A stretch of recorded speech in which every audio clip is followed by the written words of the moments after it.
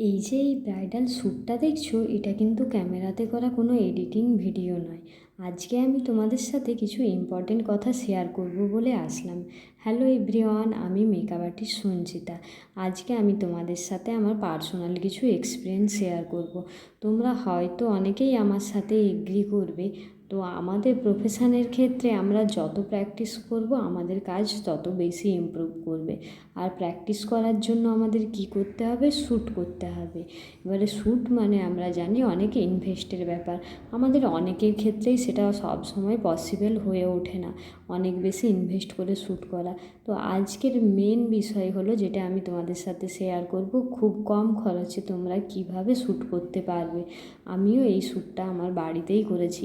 তো দেখে নাও, একটা ওয়ালের মধ্যে আমি ছোট্ট ডেকোরেশন করে নিয়েছিলাম, একটা হ্যাঙ্গিংয়ের মধ্যে পর্দা খাটিয়ে তার উপর আমার বাড়িতে থাকা কয়েকটা জিনিস দিয়েই আমি ডেকোরেশন করে নিয়েছিলাম। তোমরাও চাইলে কিন্তু তোমাদের বাড়িতে এরকম ছোটোখাটো জিনিস দিয়ে একটা ওয়ালে পর্দা খাটিয়ে ডেকোরেশন করে নিতেই পারো।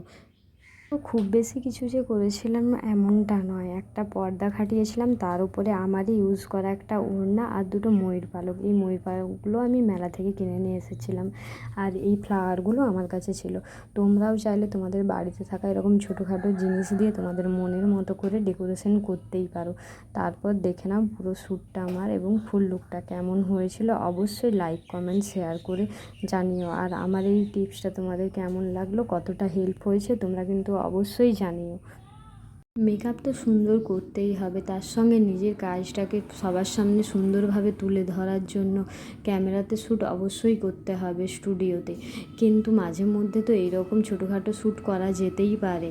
তো তোমাদের কেমন লাগলো আমার আজকের এই লুকটা তোমরা কিন্তু সবাই অবশ্যই কমেন্ট করে জানিও। আর আমার এই ভিডিওটা তোমাদের কতটা হেল্প হয়েছে সেটাও কিন্তু জানিও।